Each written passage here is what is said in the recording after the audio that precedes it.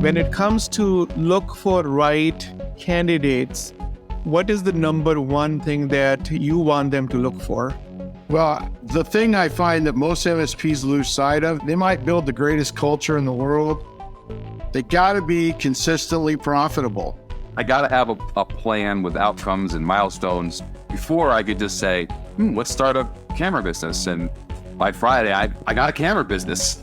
Now it's, well, slow down. You got to get the buy-in and approval of a lot of folks. When you're in my position as the strategic hires, it's easier to make because we can see the future and we know where we're heading. But from a talent acquisition strategy, the most profitable companies quite frankly, have taken on outsourcing. Welcome to this special MSP M&A episode of Sunny Silver Linings.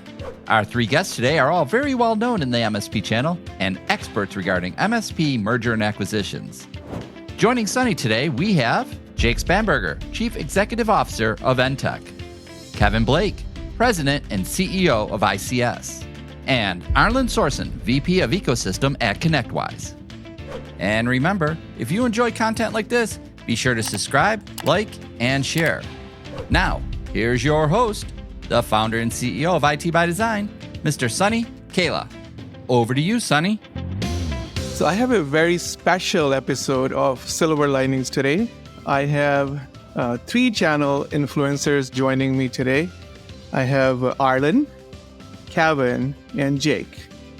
And they are really moving and shaking things in the channel. And I'm so blessed to have them on my podcast today. Welcome to the show, guys. Thanks for having us. Thanks for having us, Sonny. Yeah, thanks, Sunny. Okay, so Arlin, we're going to start with you, respecting your experience. So can we start with state of the M&A in the channel? What do you see? I know you are part of many different groups. So what is your sense in terms of state of the channel? Well, I think the first thing is that the MSP channel is strong. You know, we proved that going through the COVID years, and I think even with the slowdown in the economy or change in the economy, the channel is strong. So that's good news. That makes the M&A side of the channel also strong. And so I would say that there have been some adjustments that have been made with the change in the economy. Due diligence is going up. People can't afford to make mistakes, so they're being very careful and cautious to turn over all the rocks and understand what's there. But there's still great demand. My analysis is that it's still strong, and while it's adjusting to the reality of the world, I don't see it slowing down in the near term at all. Yeah. Thank you, Arlin. And Kevin, what's your perspective on this? Yeah, I mean, I couldn't agree more. I mean, we're 3+ years in and the platform. I'm private equity backed. And it's certainly been some changes in the last 6 months, but as far as activity, there's still the same level of activity. I would agree that the due diligence is definitely more heightened.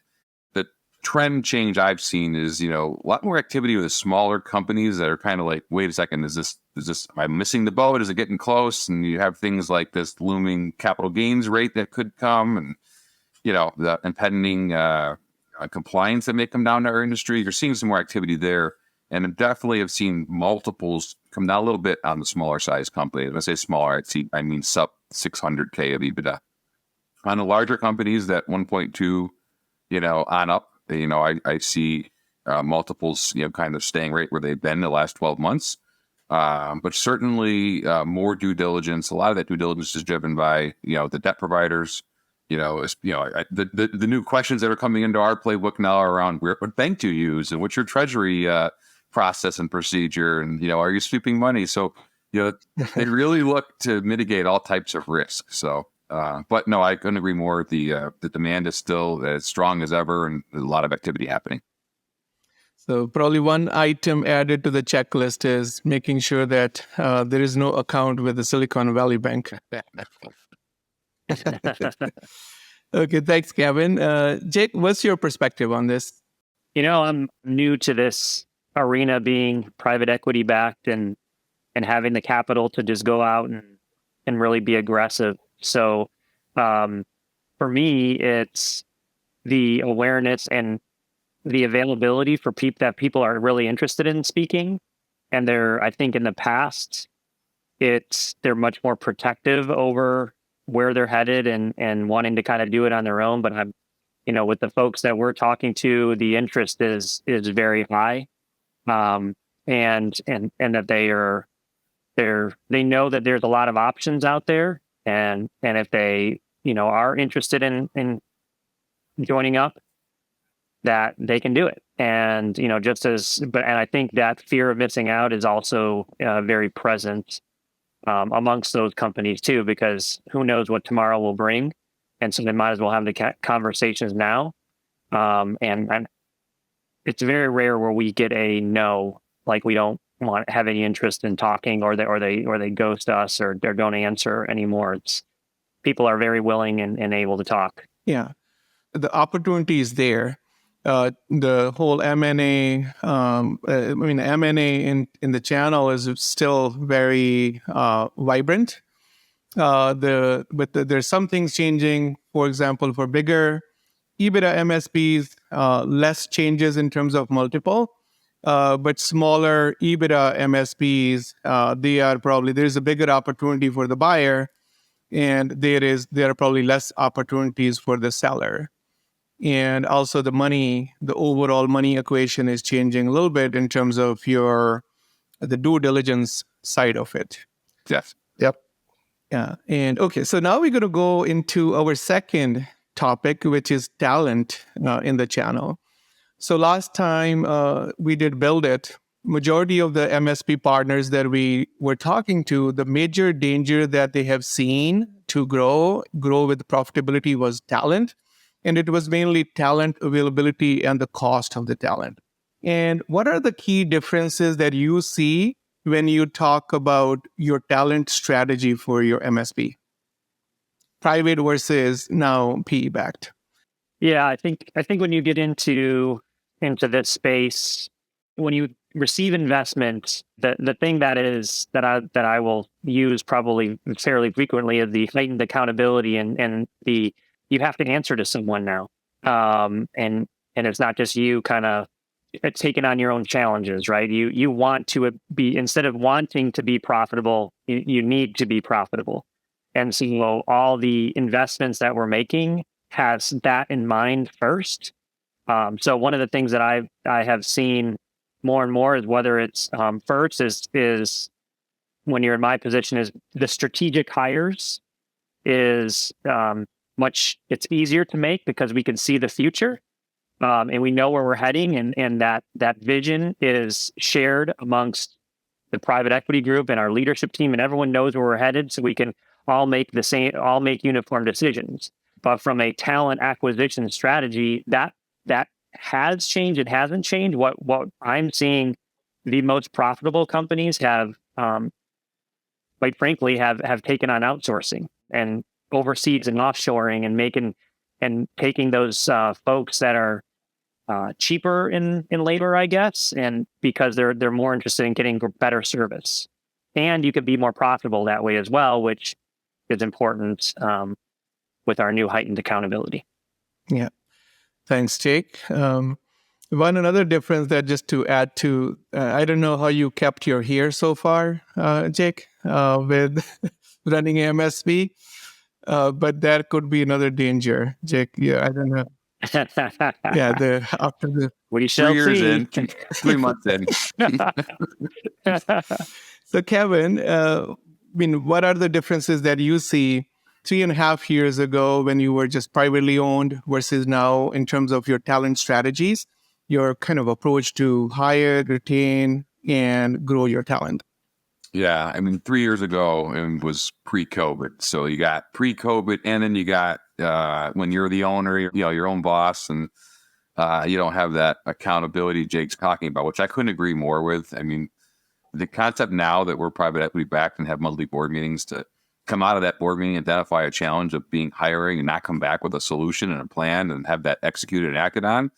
That I didn't have that. We didn't have that structure when you own it on your own, right? So you can we'll deal with that a few months down the road. And a lot of the way I ran the company pre-private equity was, gut and feel. And, if I could put another half a hat on somebody and, keep trying to see that EBITDA number and come back to my peer group and say, look, I beat you this month. I would do that. But now it's thinking longer term. When we first did our private equity deal, we built out a $50 million org chart. I blinked and we were past it. So, I mean, our last quarterly offsite, we built out the $200 million org chart. So we're thinking farther down the road, right? So, it's a lot of strategy. We made a huge investment in HR systems, the LinkedIn Recruiter, and we definitely have seen the market shift. I looked at the end of December and kind of blinked and said, holy cats, we just hired 17 people in the last 5 weeks. And, we had come through this period of time, this great resignation where everybody's mentality is, hire anybody that can just come to work and get a little bit done. And one thing I can say about private equity backed platforms is not a lot's done without running an analysis and having some kind of KPI to tell you when you need an additional hire. If you created your strategy and created an org chart, you believe that'll work for a certain revenue level, you identify the key strategic hires and leadership, or you act on that. And it's not done with, I think if I hire Jimmy, who everybody says is great, he'll come in and make a huge difference to my company. That's just not how it works. So you take the names and you put the functions of the job roles in those, in your org chart, then you hire for the functions, not the people. Yeah. We had this conversation in the past, Kevin, when I was looking for some information related to CFO hiring. Yeah. So when you're talking about strategic hires or the talent strategy, the future org chart, and one thing that I learned from you is that the best investment that you can make is the CFO seat. And you share a lot of assessments and criteria to hire for key positions. And but it's kind of really probably a lot of learning there as well. And we're going to talk about that in the next round of questions. Can I add one more thing, Sonny? I think when you talk talent strategy, I mean, the number one talent strategy that goes across whether you're PE-backed or privately owned, the number one talent strategy is retention. And that's the number one thing that we have to be able to do to be able to provide an environment where people can come in and do whatever they want to do in their careers. It's whether they want to stay steady or they want to continue to grow, and investing in our current talent, because number one, they know us. Number two, they can also attract other talent to come along with. So being able to make sure that your culture is strong in the manner in which it's built is continues to be our talent strategy, number one talent strategy. Yeah, that is so true. That making sure that the retention, that being the most important number. I'm going through this book, Most Important Number. That's the name of the book. That everyone should have most important number in the company, and others are more of drivers that kind of roll up to the most important number. And when it comes to kind of client retention and employee retention, because both are interconnected, because if one goes up or down, the other one automatically goes up and down. The most important number, to your point, Jake, is retention, employee and customer. And Arlin, you have been on both sides as well, and a lot more experience and understanding, because you have gone through this a couple of times. What do you see as the difference when it comes to talent? Just bigger picture. Well, I think the thing that happens as companies grow is that, the CEO, founder, owner can't have their arms around everything like they have, through the early years of their company growth. And so they come to a point where they have to rely on somebody else to make decisions and actually help move the company forward. And that's when I find that the focus changes from let's find somebody we like and can plug them into a role somewhere to this is exactly what we need to get done. We got to find that right person to do this particular role. And as you're growing rapidly, like you do in a private equity environment, those roles multiply quickly, and no longer are you doing 2 or 3 roles. You've got individuals that have to take each of those roles and drive it forward. And, probably the thing I see the most, Sonny, is that most owners are very loyal to their people, but the reality is that in a lot of cases, the people that got them to where they are pre-private equity aren't necessarily the ones that can continue to take them forward in a private equity world where you've got lots of accountability, lots of reporting requirements, lots of KPIs you've got to align to. And it's just a different level of responsibility and quite honestly, skill set requirements. And so it's a never ending process to find the right people. But, investing in those people, like Jake talked about, giving them a career path and helping them be successful is really a huge part of the role of a CEO now, with they've got an expanded team around them. Yeah, that is so true. I mean, I'm just curious to know a little bit, like what have you experienced so far? Because the same owner will have hard time making those people decisions before PE, and then post PE, the same person will have to make those decisions, but they are a lot more successful in making those decisions.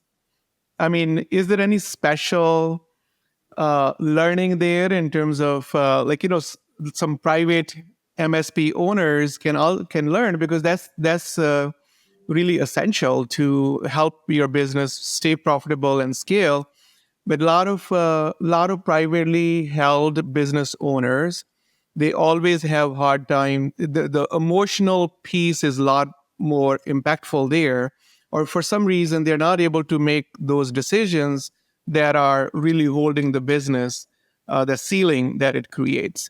So, any one of you have any thought to share? Like, what can a private business owner learn from this experience that they should be doing, to taking action anyways as business owners? Discipline and complete transparency and crucial conversations. I know that I would just let things fester and hope they turn around their own pre-private equity, and there's no reason I couldn't have acted quicker on especially people issues, right? Now, whether that's a hard conversation or a PIP or gracefully walking them out the door and finding the right person, I don't know what that is, but now, when you really have a master plan and you kind of can take emotion out of it, we're still compassionate and emotional, and care about our people, but in not 10 times out of 10, when we've made those hard decisions, and you think you're going to ruin someone's life, they come back to you 6 months later, thank you. Right. Yeah. I was in the wrong role. And one lesson I've learned is, every time when I'm scared to have a crucial conversation, and I would avoid it or push it down the road, it would always come back to end the same result. And I think about the amount of time and money I spent by not acting quick. Private owners, MSP owners right now that are listening, those people are in your company and they're hindering you from getting, whether that's going from 1 million to 2 million, or when you want to go past that and go up, when you're growing towards 10 million, there's no question you have to have a leadership team that is the right team, that thinks strategic, that is aligned to your core values. Reach out to a network of people that can help you walk through role play. There's always reasons why not to, but I'm telling you, look for the signs and act on it quick. Call out the behavior, and look for a resolution. Yeah. So what I'm hearing you say is that it's a little bit more that's self-discipline or business discipline, we can call it, over emotions, that it gets easier to have that discipline and not have emotions take over some of the decisions that needs to be made, but we sometimes procrastinate to make those decisions. So that leads to my next question in terms of service standards. And Kevin, we can start with you. What service standards did you watch now that you didn't focus on before you had a board to report to? Well, I'll use KPIs in general. I mean, everything. I mean, our board deck is, 150 plus pages of, different, watching every metric. We would watch the standard stuff, right? EBITDA, gross margins, ESAT, CSAT. But now we're into, every single business unit, every single department. We didn't have a lot of the controls and systems to be able to tell us and track some of the KPIs we're currently tracking. But we put a robust call center, software in, so that can measure that stuff and tell us a lot of good data, right? Hold times and hang ups, and when you start managing your business and running it and making decisions based on numbers, it's eye opening. Okay, now thank you for sharing that. Yeah, data-driven decisions are always a lot more calculated. and turn into more successful bets that we can call them. So, Jake, what are you seeing? I know you're still in the beginning, and any service standard that you see now more carefully than you did not see that before or paid that much attention to? I think getting back to what we were talking about earlier about what, like those glass ceilings that we would go through, I think the single biggest decision that, I've personally made, and I think that most people get hung up on making, is transparency, and specifically transparency around numbers.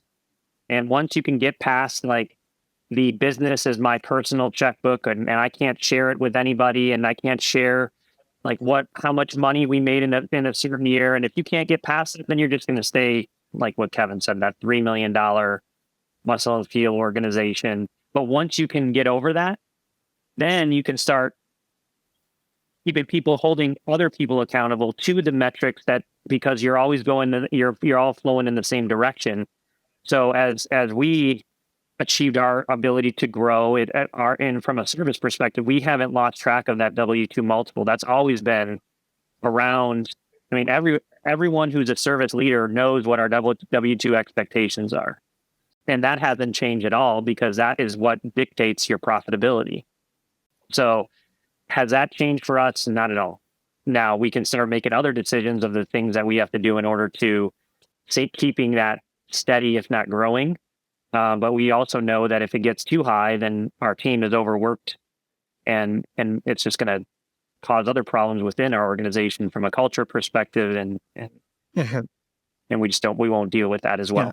Thank you, Jake. One comment based just to follow up what Jake just said, because it's so important. And I think if there's some individual business owners here, non-private equity backed MSPs listening, transparency around showing numbers. I hear that all the time. I don't want them to see I made, $200,000 or, we made $2 million, and I'm telling you, they know they can guess, they can figure it out. You bring them in the fold and you educate them on what that means. And, that $2 million of EBITDA doesn't mean I have $2 million coming home in my checkbook every month. And that's how we can pay our bigger salaries and invest in other companies and different business units. That's a really good point to call out and highlight. Yeah. And also, there's nothing wrong with overall. You get into business to create your money freedom. And so the risk reward, anyone who is going to take risk, more risk, should be rewarded more. That's how capitalism works. And you should move to some other countries where there's no capitalism. If you're one of those team members who want to make more but want to put less on the line. But I'm saying, overall transparency is really from all aspects of numbers. It helps businesses scale. And Arlin, so you have been coaching a lot of different groups, facilitating. Any thought to share on this question? Yeah, I think most MSP owners run their business with the approach that, if you give it your best effort, if you give it your all, that's all I can ask from you. And the transition that happens when private equity gets involved is that best effort isn't necessarily going to cut the mustard. You are managing to a budget. You are managing to specific numbers and KPIs. And, one thing that I detect is that excuses really don't matter anymore. It doesn't matter that COVID happened. You still have to hit your numbers. It doesn't matter that hiring has been difficult. You still have to hit your numbers. And so, the accountability that Jake called out early in our conversation is so true that, service accountability goes through the roof because service is one of the key drivers of profitability. And so that's where I see a lot of the focus being placed is how do we make sure that we maintain our service gross margin and we keep our employee numbers in line with what we're able to deliver, and that we're actually delivering what we say we're delivering. So we cut down on the customer churn, and we're taking care of our people so we don't have employee churn. Those numbers are no longer just let's do our best. Let's all work hard and hope it all works out in the end. That's not how things work in a private equity world. Yeah. So Arlin, what changes there? The new institution that's involved with you or PE company that's involved with you, they are kind of asking you to more focus on consequences management system with your team, or is it more trainings? Because I can understand if you are the CEO and you are kind of directly working with them and you see the importance of accountability of numbers, no matter if it's COVID or something else is happening. But how do you take that to your next layers where they can start kind of having that mindset shift in terms of, hey, we got to hit our numbers no matter what. So what changes there other than trainings or maybe more accountability driving systems? Well, I think that the progression that I see, Sonny, is that typically when somebody becomes private equity owned and they see the board deck or kind of a sample of the board deck for the first time, it's like, I didn't know Excel could have so many tabs, and I didn't know a board deck had so many slides. So it starts with just learning kind of a new way of thinking about running a business. And seeing how many different perspectives you can have on the same numbers that can actually provide a lot of data insights, like you mentioned. And so I think that's where it starts, is that we have to learn what we can do and what the numbers really mean. And then we have to educate those second level leaders with the levers they've got with each of those numbers to actually change them. So it's a lot of education, it's a lot of training.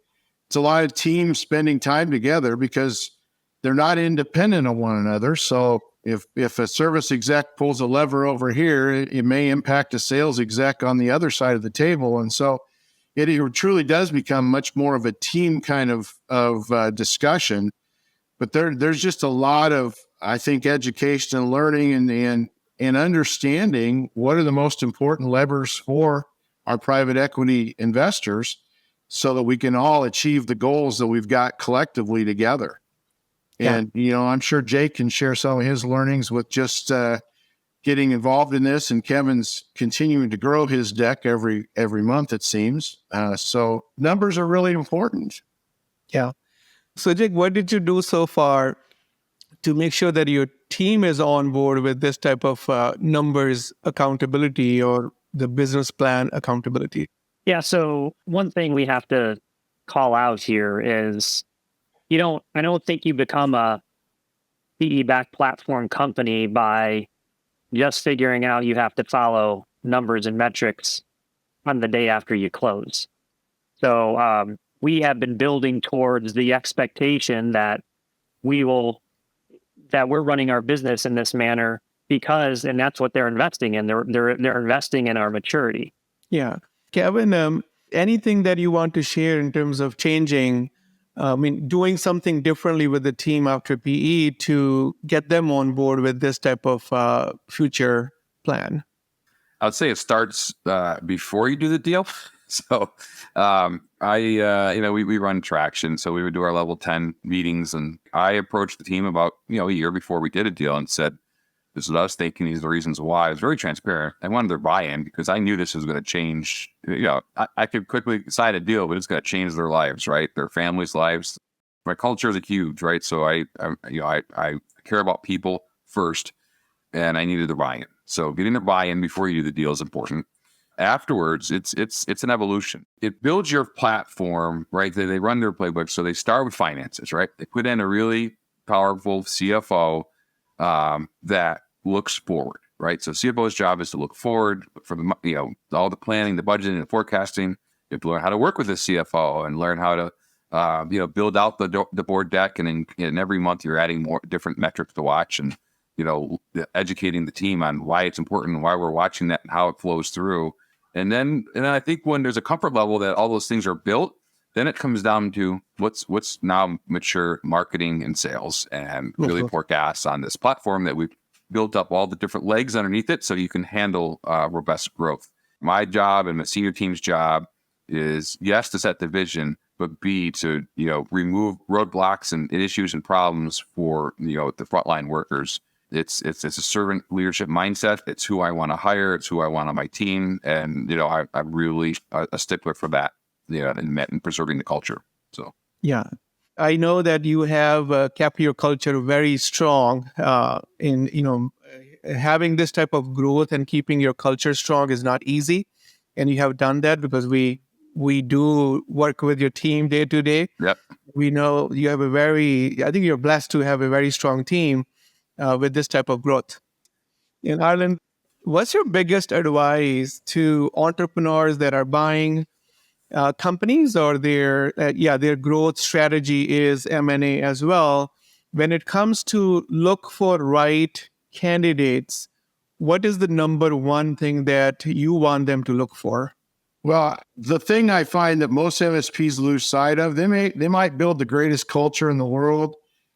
They got to be consistently profitable. And, I don't think Kevin or Jake's going to look at anybody that's got the Disney culture if they're losing money.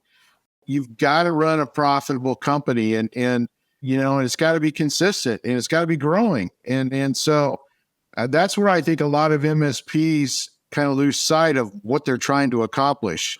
And on the buy side, certainly EBITDA is a huge consideration, and the size of that EBITDA bucket matters significantly to a buyer, because it's as much work to integrate a small company as a large company in a lot of ways. And so, it's important that you're looking for companies that can make an impact in your organization, because integration is the hardest part of the whole process. Mm-hmm. Every time you do an acquisition, you can't get all together and sit down and say, well, who's got the best process for this and who's got the best process for that? That's got to all go away, and you follow the playbook. So those are the kinds of things that I would be encouraging people to think about if they're going to be on the buy side, is know what your strategy is, know what your playbook is to integrate, and then just be disciplined and hold people accountable to get the work done. I love the way you said it. Disney culture without healthy business is useless. You share those stories as well with me, that sometimes you have seen those people where, because they were trying to create Disney within their company without having cash confidence, and then someone else have to make a call to their wife or husband to let them know that now they are exiting the business, but now they don't have money to take family to Disney World. Right. This is really important for all MSPs to understand the importance of business health first before anything else. So that leads me to the next question. And the biggest entrepreneurial learning you have had so far that you would like the channel to know? I think the reality is that my biggest learning is the importance of relationships. All of us have been in the technology business for a long time. We sell stuff, we make it work, we can fix anything. But if we want to really grow a successful company, we have to understand the importance of building deep relationships. And those relationships happen with our teams, with our customers, with external resources, with vendors. There's a lot of relationships required to put together a truly successful, growing business. And those relationships take time. And I find a lot of times MSP owners don't value those enough to invest the time to really make those relationships deep. And they run out of gas, and then they don't continue to grow because they haven't invested in the people they need to be connected with to really make that happen. Thanks, Arlin. Kevin? Okay, so I agree with relationships. It does start there. But since joining PE, the biggest entrepreneurial, I guess, I'm not going to call it, I will call it a requirement, right? To keep scratching the itch is planning, right? So I got to have a plan with outcomes and milestones in order to execute and go after what, my creative entrepreneurial wants to do. Like before, I could just say, let's start a camera business. And by Friday, I got a camera business or a frozen yogurt business. Now it's, slow down. You got to get the buy-in and approval of a lot of folks in order to go add a different business unit, do an acquisition. Planning and thinking through all those rocks before you start is very important. And I didn't put enough emphasis in it until, the partnership with private equity kind of taught me that and the importance of that. So the value of planning or paying a lot more attention to planning before you start something else. Yeah. Something new. New thinking requires a lot of planning. So thank you so much, Arlin, Kevin, and Jake. Thank you so much for coming and sharing your thoughts. Very, very valuable experience with the channel. I truly appreciate your friendship. Yeah, Thank you, Sonny. Sonny. I appreciate Thank you, Sonny. Thank you for watching Sunny's Silver Linings. Don't forget to like, share, and subscribe. See you next time.